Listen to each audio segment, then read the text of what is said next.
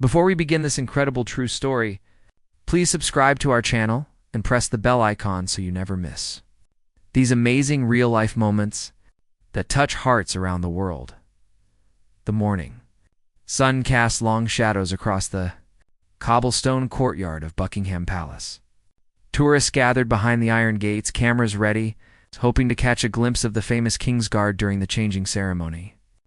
Among the crowd stood families with excited children, elderly couples holding hands, and travelers from every corner of the globe. The air buzzed with anticipation and the constant click of camera shutters. Sergeant James Morrison stood at attention in his iconic red tunic and bearskin hat. He had served in the King's Guard for 12 years, and this duty had become second nature to him. His face remained expressionless, his posture perfect, his eyes fixed straight ahead. He had trained himself to ignore the tourists who tried to make him laugh, the flash of cameras, and the noise of the crowd. Nothing could break his concentration during duty. The ceremony began with military precision. The guards marched in perfect synchronization, their boots hitting the ground in unison. The crowd watched in awe as the traditional ritual unfolded before them. Children pointed excitedly, parents lifted their little ones onto their shoulders for a better view, and tour guides explained the historical significance of what they were witnessing. But then, something unusual happened. A small figure emerged from the crowd, slipping past the barriers when nobody was looking. It was a little girl, no more than 5 years old, with tangled brown hair and tear-stained cheeks. She wore a wrinkled pink dress, and one shoe was missing. Her tiny face was red from crying. She looked utterly terrified and lost. The child stumbled into the courtyard, right into the path of the marching guards. Several tourists gasped, and a woman screamed. The situation could have turned dangerous in seconds. The guards were trained to maintain formation, and the little girl stood directly in their way, frozen with fear. Sergeant Morrison saw her immediately. In that split second, he had to make a decision that went against every rule in his training manual. He could continue marching and risk the formation breaking around the child, potentially causing chaos. Or he could break protocol and stop. Without hesitation, James broke formation. He stepped out of line and moved toward the frightened child. The other guards continued their march, smoothly adjusting their formation to compensate for his absence. The crowd fell completely silent. Even the tour guide stopped talking mid-sentence. Everyone held their breath, watching to see what would happen next. The little girl looked up at the tall guard approaching her. His imposing uniform and stoic expression might have frightened her more, but something in his eyes must have told her she was safe. James slowly lowered himself to one knee, bringing himself to her eye level. His face, which had been stern and unmovable just moments before, softened completely. He removed his bearskin hat and set it gently on the ground beside him. This simple action broke another strict rule. But James knew the child needed to see a friendly human face, not an intimidating ceremonial guard. His real face emerged, showing warm brown eyes and a kind smile that reached those eyes. The little girl's sobbing quieted slightly. She hiccuped and wiped her nose with the back of her small hand. James spoke to her in a gentle voice that nobody in the crowd could hear, but they could see his lips moving, see the compassion in his expression. He was asking her name, where her parents were, trying to calm her down. Other guards maintained their positions, but their commanders had noticed the situation. Captain Reynolds, overseeing the ceremony, made quick hand signals. He understood immediately that this was not a breach of discipline, but an act of humanity. The ceremony continued around them. All eyes were on the kneeling guard and the lost child. James reached into his pocket and pulled out a handkerchief.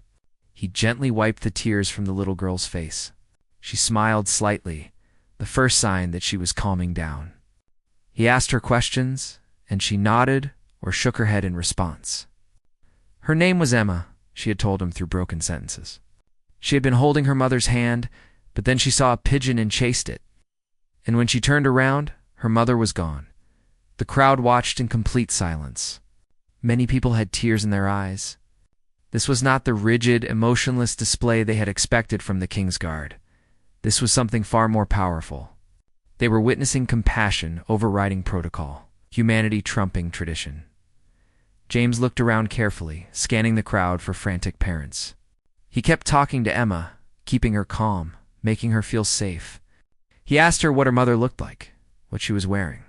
Emma described a woman in a blue jacket with yellow hair like the sun. Security personnel were already working behind the scenes.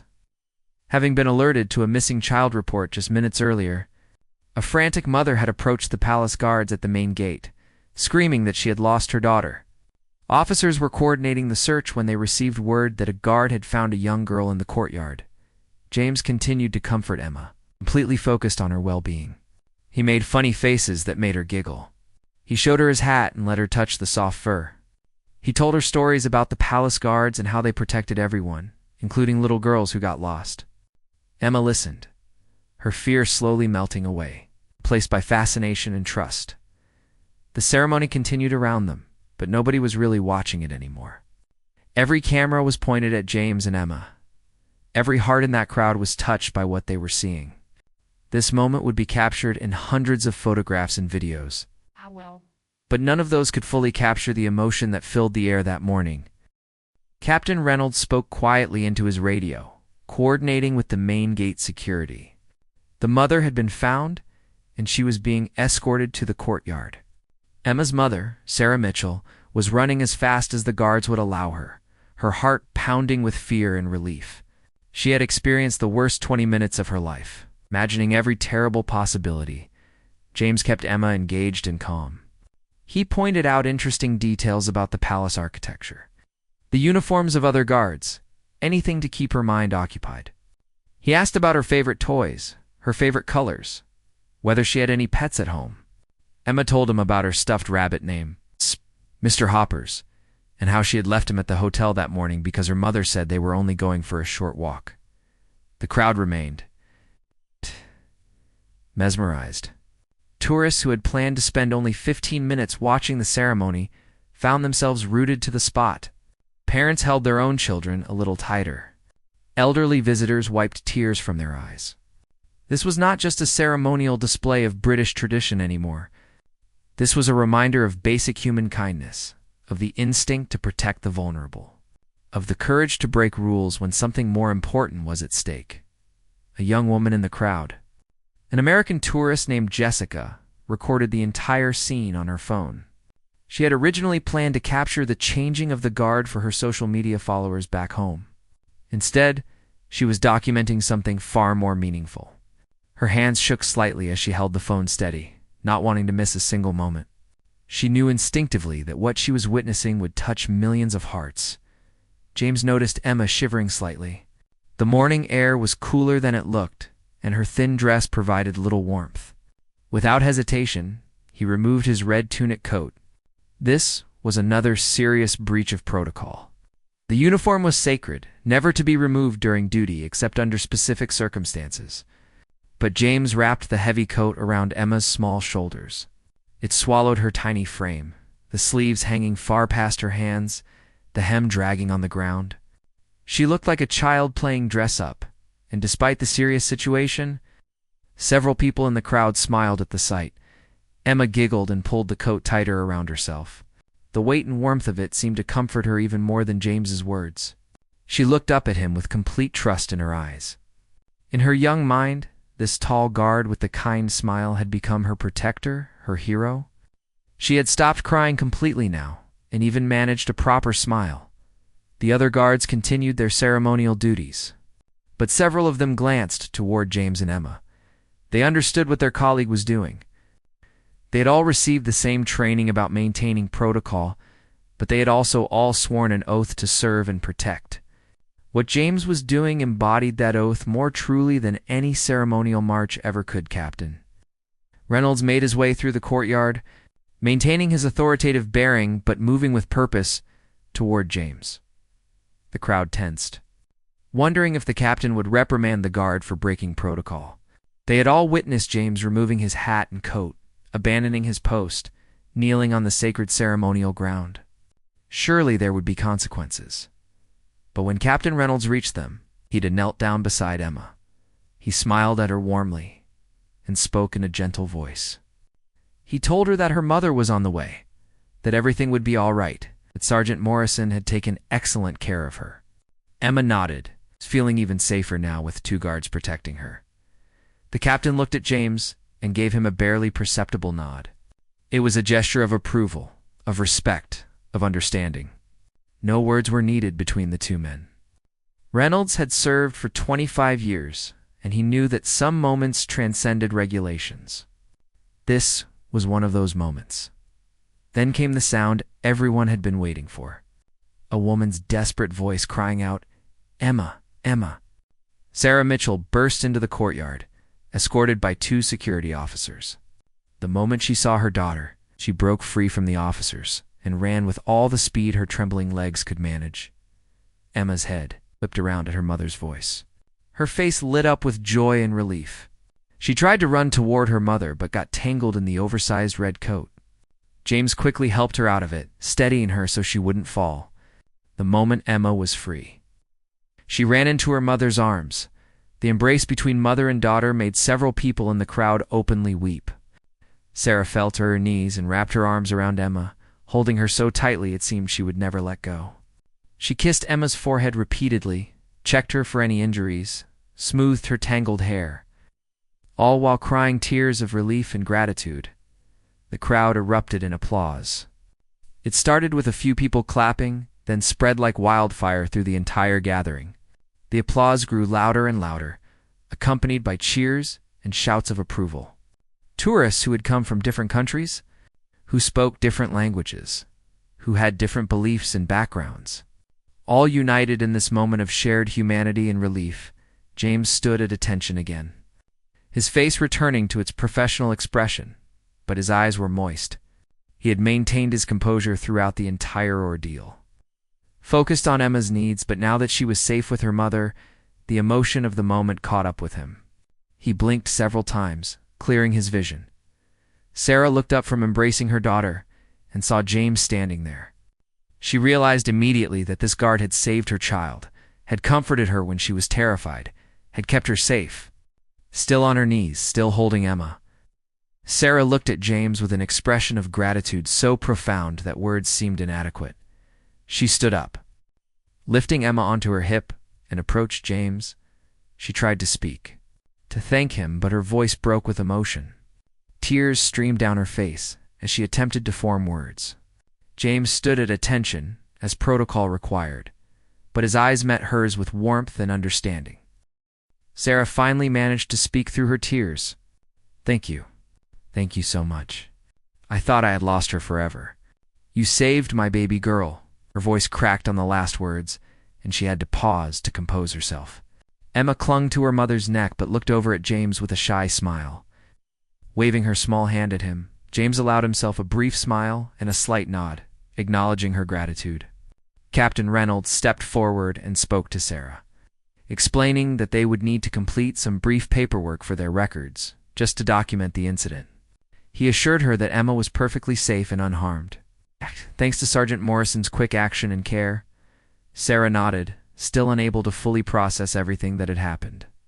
One moment she had been walking through the tourist area with her daughter. The next, Emma had vanished into the crowd while chasing a pigeon. The panic that had seized her heart in that moment was unlike anything she had ever experienced. She had screamed Emma's name, pushed through crowds of tourists, alerted every official she could find. The 20 minutes Emma had been missing felt like 20 hours. An older gentleman in the crowd, a retired military officer himself, approached Captain Reynolds. His eyes were red with emotion as he shook the captain's hand firmly. "That man is a credit to the service," he said, gesturing toward James. "In all my years, I've never seen such a perfect balance of duty and humanity. You should be very proud of him." Captain Reynolds nodded solemnly. "We are, sir. We absolutely are." The ceremony had concluded, but nobody in the crowd was leaving. They all wanted to witness the resolution of this extraordinary event. Tour guides stood silent, their prepared speeches forgotten. This was a story they would tell for years to come, a moment that would become part of the palace's unofficial history. Jessica, the American tourist who had recorded the entire incident, lowered her phone with shaking hands. She looked at the video she had captured and knew immediately that she had documented something special. She approached one of the palace staff members and asked if there was a way to share the video with the palace or with Sergeant Morrison's family. The staff member took her contact information and promised to pass it along to the appropriate channels. Emma, still in her mother's arms, pointed at James and said loudly enough for nearby people to hear, "Mama, that's my friend. He's a very nice guard. He gave me his coat and made me laugh." Sarah's eyes filled with fresh tears at her daughter's innocent words. She carried Emma over to James one more time. "I'm Sarah Mitchell," she said, her voice steadier now. "This is Emma. We're from Manchester, visiting London for the first time. I can never repay you for what you did today, but please know that you have our eternal gratitude. You're a hero." James's professional demeanor softened again. "Just doing what anyone should do, ma'am. I'm glad Emma is safe. That's what matters." His voice was gentle but firm, humble yet confident. He looked at Emma and gave her a proper smile. "You be good for your mom, all right? And watch out for those pigeons." Emma giggled and nodded enthusiastically. "I will. Thank you, Mr. Guard." Captain Reynolds gently guided Sarah and Emma toward the palace offices to complete the necessary paperwork. As they walked away, Emma kept looking back at James, waving each time until he was out of sight. The crowd began to disperse slowly, many people still wiping tears from their eyes, others discussing what they had just witnessed in hushed, reverent tones. The remaining guards resumed their positions, and the regular palace routine continued. But something had changed in the atmosphere. The tourists who had stayed looked at the guards differently now. They saw beyond the ceremonial uniforms and stoic expressions. They saw the men behind the tradition, humans behind the duty. James retrieved his bearskin hat and tunic coat from where he had left them. He brushed off the coat carefully and put it back on, adjusting it to regulation standard. He placed the hat back on his head, took his position, and his face returned to its traditional expressionless state. To casual observers, he looked exactly like any other guard on duty, but the people who had witnessed what happened knew better. They had seen behind the ceremonial mask. They had watched him choose compassion over protocol, humanity over tradition. They had seen him kneel in his immaculate uniform on the hard cobblestones without hesitation. They had watched him remove sacred ceremonial items to comfort a frightened child. They had witnessed true courage, the kind that has nothing to do with weapons or warfare and everything to do with kindness and character inside the palace offices. Sarah completed the incident report while Emma sat on a comfortable chair, swinging her legs and humming to herself. The trauma of being lost had already begun to fade from her young mind, replaced by the adventure of meeting the nice guard and getting to wear his special red coat. Children have a remarkable ability to bounce back from frightening experiences, especially when someone makes them feel safe at the crucial moment. A senior palace official, Mrs. Eleanor Pembroke, came to speak with Sarah personally. Mrs. Pembroke had worked at the palace for 30 years and had seen countless incidents, but she was particularly moved by this one. She assured Sarah that Sergeant Morrison would be commended for his actions, not reprimanded.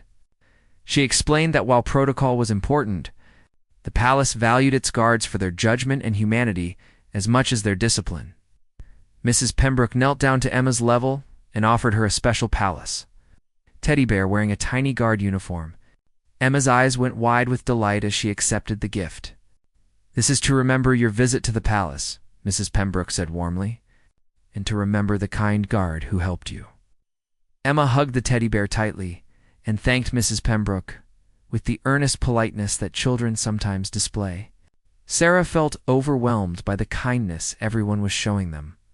What could have been a tragedy had been transformed into a demonstration of the best of human nature. Outside, James stood at his post, his mind replaying the morning's events. He had acted on instinct, without thinking about consequences or regulations. He had seen a frightened child in danger and had done what his heart told him was right.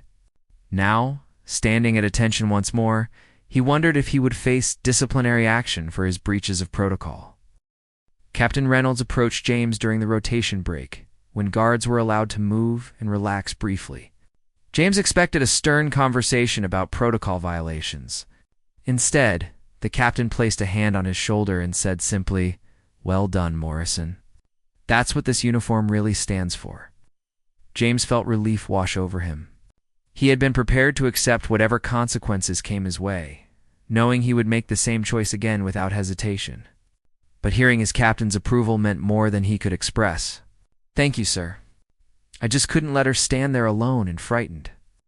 "That's exactly why you wear that uniform," Reynolds replied. "Any fool can memorize regulations and march in formation. It takes a real soldier to know when to break the rules for the right reasons. The top brass will hear about this, and I'll make sure they understand you represented us admirably." Word of the incident spread quickly through the palace staff and guard units. By lunchtime, everyone knew about Sergeant Morrison and the lost child. Guards who had served with James for years approached him with nods of respect and quiet words of approval. Even the most strict and traditional officers acknowledged that he had made the right choice. Meanwhile, Jessica's video was already making its way around the world. She had posted it to her social media accounts with the caption, "This is what true heroism looks like." A Kingsguard broke protocol to comfort a lost, terrified child. "This is the most beautiful thing I've ever witnessed." The video began gaining views immediately. First hundreds, then thousands, then tens of thousands. People from every country shared the video with their own emotional responses. Comments poured in from viewers around the globe. "This made me cry," wrote someone from Japan. "Faith in humanity restored," commented a viewer from Brazil. "This guard deserves a medal," declared someone from Australia. The video was being shared in multiple languages, crossing cultural and linguistic barriers, because the emotion it captured was universal. News outlets picked up the story within hours. Reporters contacted the palace for official statements. Television news programs in Britain and around the world featured the video during their broadcasts. The story had everything that captured public attention: drama, emotion, a vulnerable child, a hero in uniform, and a happy ending. Sarah and Emma returned to their hotel that afternoon, exhausted but safe. Sarah's husband, David, who had been working in Manchester and hadn't made the trip, called immediately after Sarah texted him about what had happened. She tried to explain the morning's events, but found herself crying again, overwhelmed by how close she had come to losing Emma, and how grateful she was to the guard who had helped them. David listened to his wife's tearful account, his own hands shaking as he imagined what could have happened. "I'm booking a train to London right now," he said firmly. "I need to be with you both. And I want to thank that guard personally if possible." Emma, seemingly unaffected by the trauma, played with her new teddy bear and told her father over the phone about her adventure. "Daddy, I met a really tall guard with a big fuzzy hat, and he was so nice. He let me wear his red coat, and it was so big on me. And he made funny faces that made me laugh." That evening, James returned to his modest apartment near the barracks. He lived alone, having never married, dedicating most of his adult life to military service. He made himself a simple dinner and sat down to watch the news, as was his nightly habit. He nearly choked on his food when his own face appeared on the television screen. The news anchor was describing the incident at the palace. They were showing the video that Jessica had recorded. James watched himself kneeling beside Emma, removing his hat, wrapping his coat around her small shoulders. He saw his own face showing emotions he rarely displayed while on duty. He watched the reunion between Emma and her mother, saw the crowd's reaction, heard the news anchor praising his actions as heroic and compassionate. His phone began ringing. His brother called, having seen the news. His former commanding officer from his active military service called to congratulate him. Friends he hadn't spoken to in years reached out. His mother, elderly and living in a care home in Scotland, had the staff call him so she could tell him how proud she was. "You always had such a good heart, Jamie," she said, using his childhood nickname.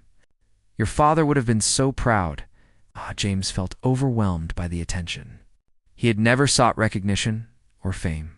He had simply done what felt right in the moment.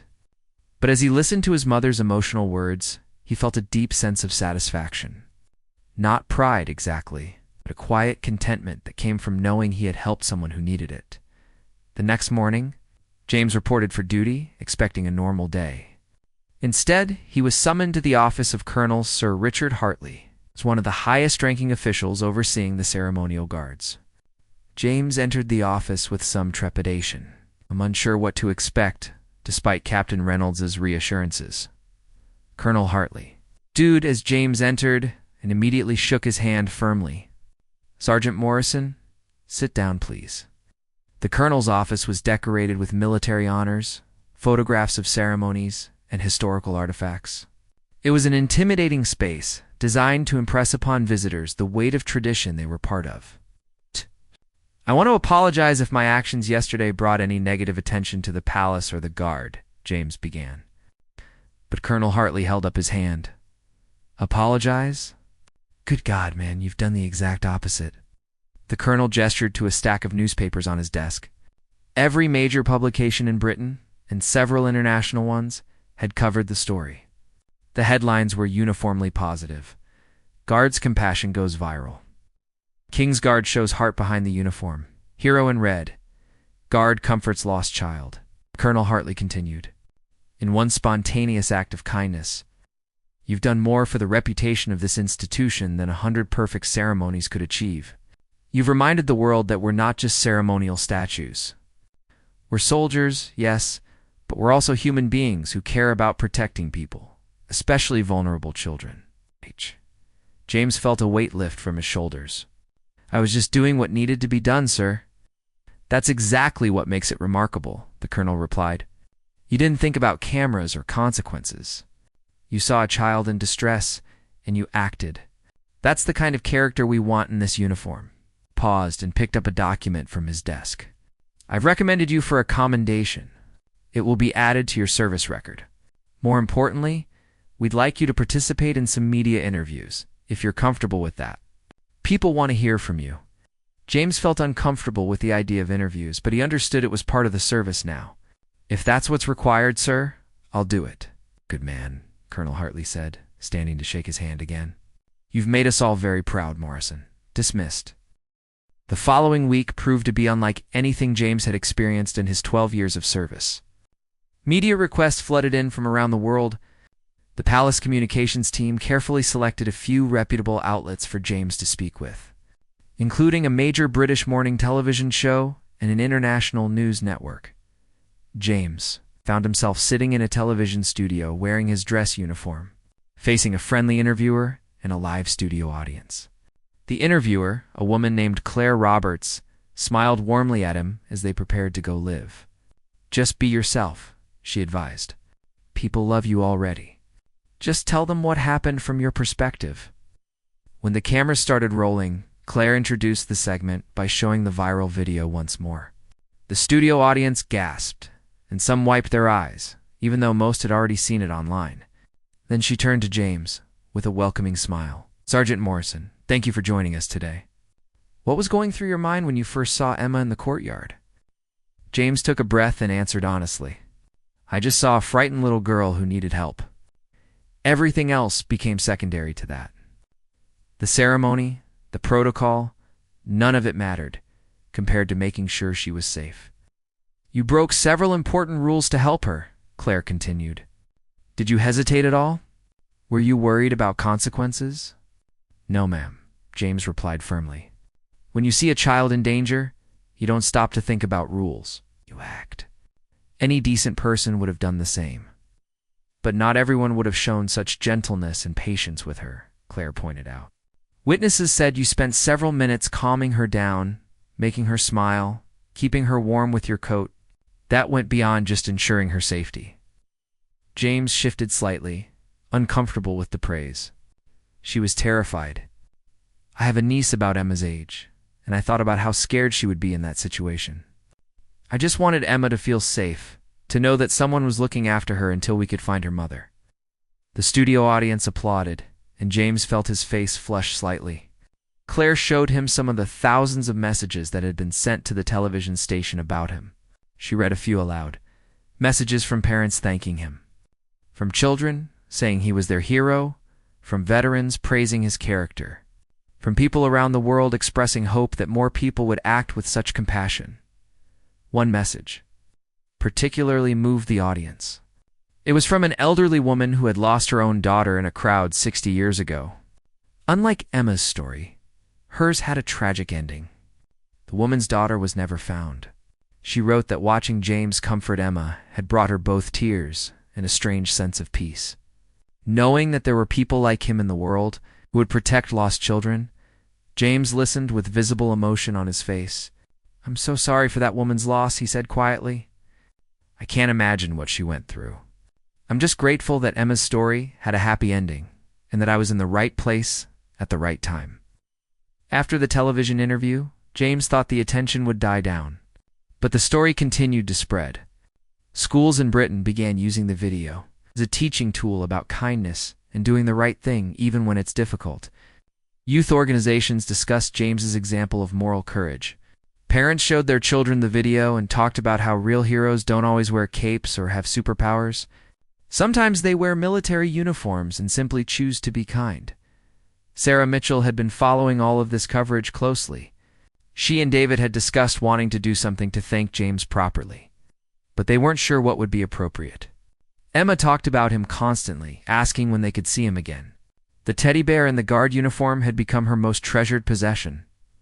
Through the palace communications office, Sarah arranged a private meeting with James. 3 weeks after the incident, she and David and Emma returned to London. This time, they were escorted through official channels to a private reception room in the palace. Emma wore her best dress and clutched her teddy bear. She was excited but also a bit nervous about seeing her friend again. When James entered the room in his dress uniform, Emma's face lit up with joy. "Mr. Guard?" she exclaimed and ran toward him. James smiled broadly, genuinely happy to see that she was doing well. He knelt down to her level, and Emma gave him an enthusiastic hug that he returned gently. Sarah and David introduced themselves properly, shaking James's hand with obvious emotion. "We wanted to thank you in person," David said, his voice thick with feeling. "As a father, knowing that someone cared for my daughter the way you did when she was frightened and lost, it means everything to us." "She's a brave little girl," James replied, smiling at Emma. "She was scared, but she trusted me to help her. That takes courage." They talked for nearly an hour. Sarah and David told James about their family, their lives in Manchester, how Emma had been doing since the incident. Emma showed James that she still had the teddy bear and told him all about the adventures she had been having with it. James listened attentively, asking questions and engaging with her stories. Mrs. Pembroke, the palace official who had given Emma the teddy bear, joined them and brought tea and biscuits. The atmosphere was warm and friendly, nothing like the formal stuffiness one might expect at a palace meeting. Emma sat on a chair next to James, swinging her legs and eating biscuits, while chattering away about everything and nothing. Before they left, David handed James an envelope. "We wanted to do something to express our gratitude," he explained. "We know you can't accept monetary gifts, so we made a donation in your name to a children's charity in Manchester that helps keep kids safe. We hope that's all right." James felt deeply moved by the gesture. "That's more than all right. That's wonderful. Thank you." He looked at Emma one more time. "You take care of yourself, all right? And remember what I told you about watching where you're going when you chase pigeons." Emma giggled and nodded. "I will. I promise." She hugged him one more time, and Sarah captured the moment in a photograph that would become one of their family's most treasured possessions. As the Mitchell family left the palace, Emma turned around multiple times to wave at James until he was out of sight. Sarah held her daughter's hand firmly, never wanting to relive the terror of losing her again. But grateful beyond words for how the story had ended, James returned to his regular duties. But he noticed that tourists now sometimes recognized him. People would point and whisper, and occasionally someone would approach him during off-duty moments to thank him or share how his actions had affected them. The attention was strange and sometimes uncomfortable for someone who valued privacy.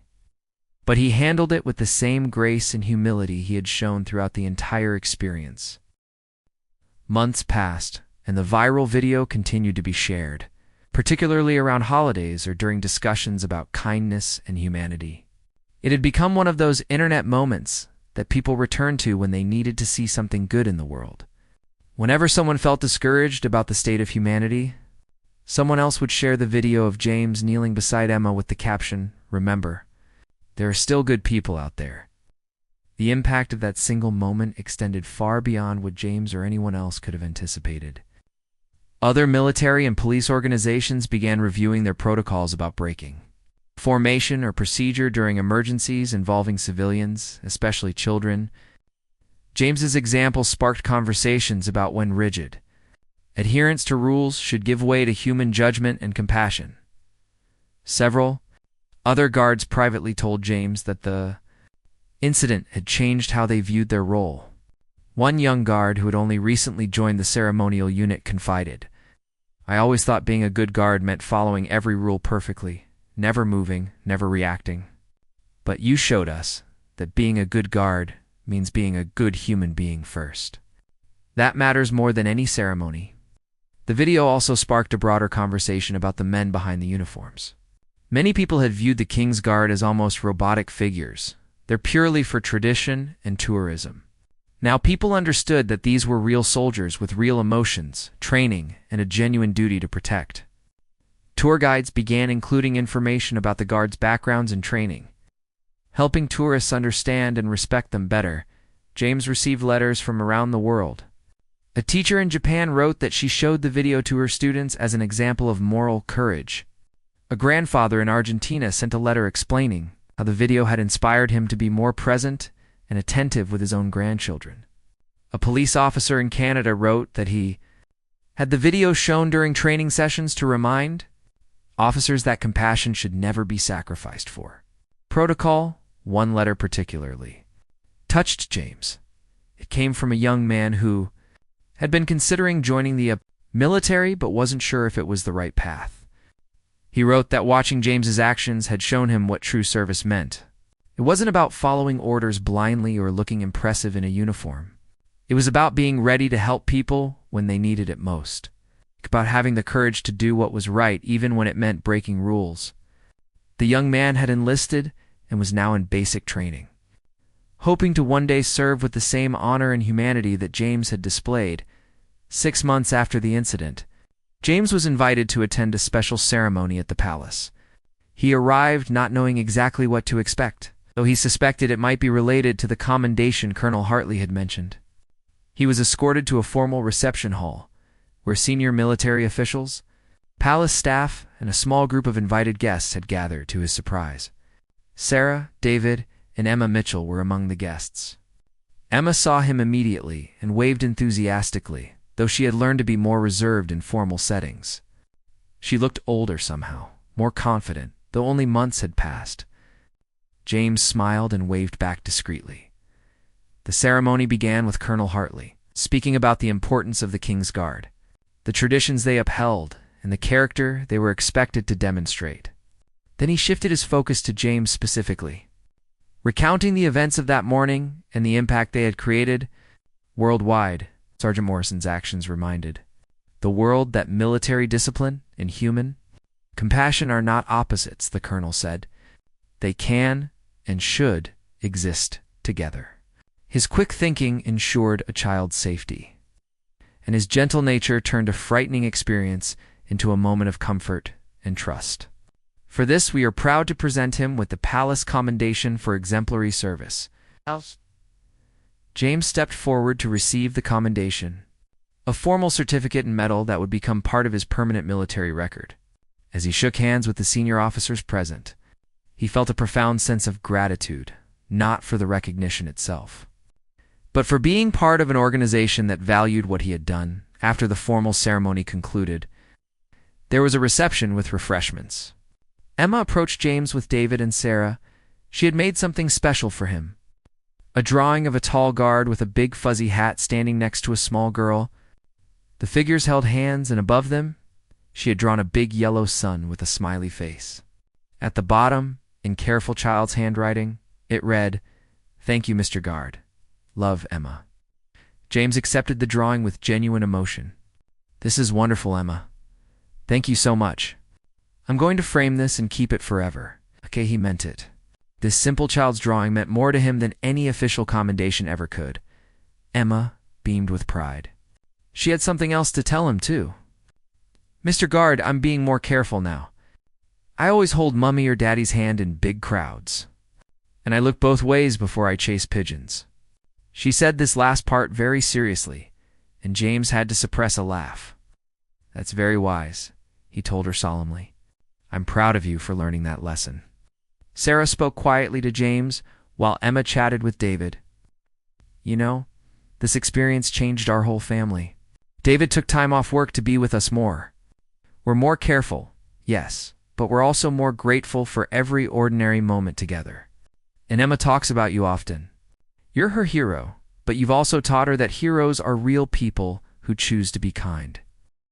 James felt humbled by her words. "I'm just glad I was there when she needed someone. That's all that really matters." As the reception continued, James found himself in conversations with various officials and guests. Many wanted to share how the video had affected them personally, or how they had used it to teach important lessons to others. The consensus was clear. That single moment of compassion had created ripples that extended far beyond anyone's expectations. Later that evening, James returned to his apartment with his commendation and Emma's drawing. He carefully framed the drawing and hung it on his wall where he would see it every day. It would serve as a reminder of why he had chosen this life of service in the first place. He sat down and reflected on the past 6 months. His life had changed in ways both big and small. He was more recognized now, which took some getting used to. But more importantly, he had been reminded of the real purpose behind the uniform, the ceremony, and the tradition. It wasn't about being a perfect statue or executing flawless marching formations. It was about being someone that people could trust, someone who would step up when needed, someone who understood that protecting people meant more than just physical security. The next morning, James reported for duty as usual.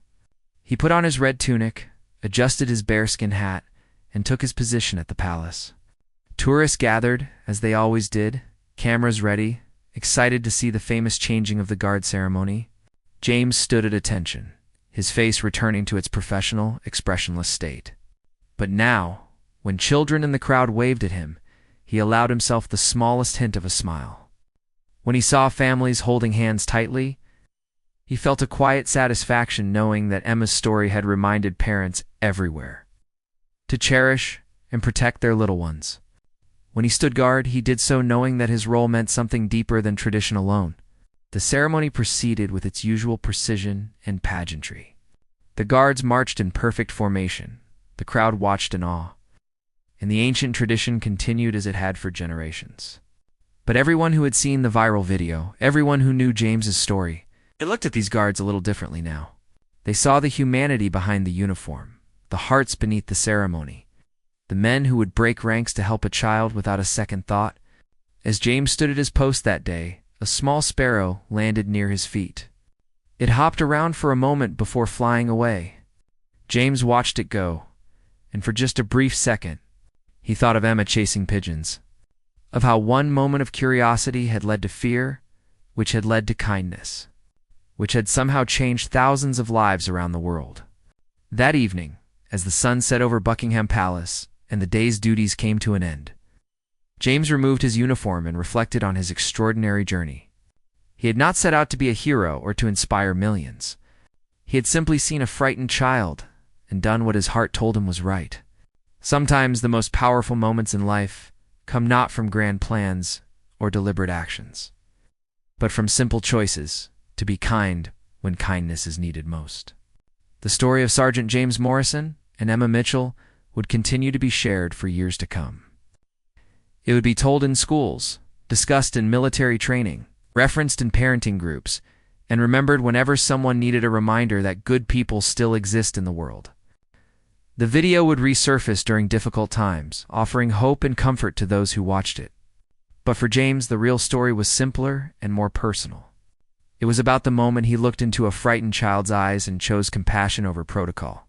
It was about a little girl who trusted him when she was scared. It was about a mother's relief and gratitude. It was about the drawing that now hung on his wall, reminding him every day why his service mattered. And somewhere in Manchester, a young girl named Emma slept peacefully each night, hugging a teddy bear in a guard's uniform, secure in the knowledge that when she had been lost and afraid, someone had been there to keep her safe. That, more than any commendation or viral video, was what truly mattered. That was the real story behind the moment that silenced an entire crowd.